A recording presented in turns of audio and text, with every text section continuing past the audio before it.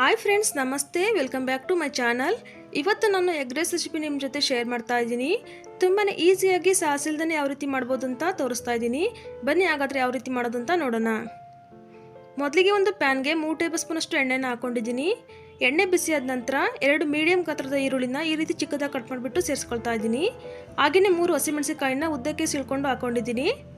ನಿಮಗೆ ಖಾರಕ್ಕೆ ಎಷ್ಟು ಬೇಕೋ ಅಷ್ಟು ನೋಡ್ಕೊಂಡು ಹಾಕೊಳ್ಳಿ. ಈರುಳ್ಳಿ ಸ್ವಲ್ಪ ಕಲರ್ ಚೇಂಜ್ ಆದ ನಂತರ 1 ಟೀ ಸ್ಪೂನಷ್ಟು ಶುಂಠಿ ಬೆಳ್ಳುಳ್ಳಿ ಪೇಸ್ಟನ್ನು ಹಾಕ್ಕೊಂಡು ಚೆನ್ನಾಗಿ ಮಿಕ್ಸ್ ಮಾಡಿಕೊಂಡು ಸ್ವಲ್ಪ ಹಸಿ ವಾಸನೆ ಆಗೋವರೆಗೂ ಫ್ರೈ ಮಾಡ್ಕೊಳ್ಬೇಕು.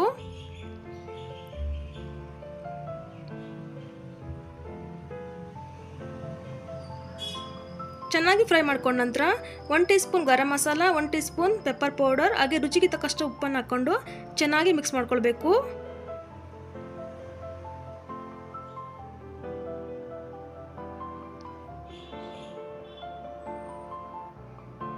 ನೋಡಿ, ಈ ರೀತಿ ಚೆನ್ನಾಗಿ ಮಿಕ್ಸ್ ಮಾಡ್ಕೊಂಡ ನಂತರ ನಾನಿಲ್ಲಿ 6 ಮೊಟ್ಟೆನ ತಗೊಂಡಿದ್ದೀನಿ.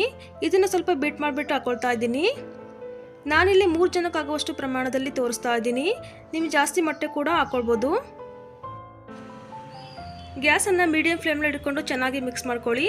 ನೋಡಿ, ಈ ರೀತಿ ಮೊಟ್ಟೆ ಅರ್ಧದಷ್ಟು ಬೆಂದ ನಂತರ ಇವಾಗ ಅನ್ನನ ಸೇರಿಸ್ಕೊಳ್ತಾ ಇದ್ದೀನಿ.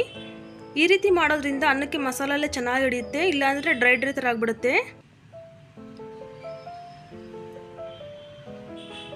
ಮೇಲೆ ಸ್ವಲ್ಪ ಕೊತ್ತಂಬರಿ ಸೊಪ್ಪನ್ನು ಹಾಕ್ಕೊಂಡು ಚೆನ್ನಾಗಿ ಮಿಕ್ಸ್ ಮಾಡ್ಕೊಳ್ಬೇಕು. ನೀವು ಬೇಕಾದರೆ ನಿಂಬೆಹಣ್ಣು ಸಹ ಹಾಕ್ಕೊಳ್ಬೋದು. ನಾನಿಲ್ಲಿ ನಿಂಬೆಹಣ್ಣನ್ನು ಹಾಕ್ಕೊಂಡಿಲ್ಲ. ಗ್ಯಾಸನ್ನು ಹೈ ಫ್ಲೇಮಲ್ಲಿ ಇಟ್ಕೊಂಡು ಚೆನ್ನಾಗಿ ಮಿಕ್ಸ್ ಮಾಡ್ಕೊಳ್ಳಿ. ನೋಡಿ, ಈ ರೀತಿ ಚೆನ್ನಾಗಿ ಮಿಕ್ಸ್ ಮಾಡ್ಕೊಂಡಿದ್ದೀನಿ. ತುಂಬ ಸಿಂಪಲಾಗಿ ಮಾಡ್ಕೊಳ್ಬೋದು. ರೋಡ್ ಸೈಡಲ್ಲಿ ಸಿಗುವಂತಹ ಈ ಎಗ್ ರೈಸ್ನ ಯಾವುದೇ ರೀತಿಯ ಸಾಸ್ ಇಲ್ಲದೇ ತುಂಬಾ ಟೇಸ್ಟಿಯಾಗಿ ಮನೆಯಲ್ಲೇ ಮಾಡ್ಕೊಳ್ಬೋದು. ನೀವು ಸಹ ಮನೆಯಲ್ಲಿ ಟ್ರೈ ಮಾಡಿ ಹೇಗಿತ್ತು ಅಂತ ಕಮೆಂಟಲ್ಲಿ ತಿಳಿಸೋದನ್ನು ಮರಿಬೇಡಿ. ಹಾಗೆ ಈ ವಿಡಿಯೋ ಇಷ್ಟ ಆದರೆ ಒಂದು ಲೈಕ್ ಕೊಡಿ. ಇದುವರೆಗೂ ನಮ್ಮ ಚಾನಲ್ನ ಸಬ್ಸ್ಕ್ರೈಬ್ ಮಾಡ್ಕೊಂಡಿಲ್ಲ ಅಂದರೆ ಪ್ಲೀಸ್ ಸಬ್ಸ್ಕ್ರೈಬ್ ಮಾಡಿಕೊಂಡು ಸಪೋರ್ಟ್ ಮಾಡಿ. ಮುಂದಿನ ಹೊಸ ರೆಸಿಪಿಯೊಂದಿಗೆ ಸಿಗ್ತೀನಿ. ಅಲ್ಲಿವರೆಗೂ ಧನ್ಯವಾದಗಳು.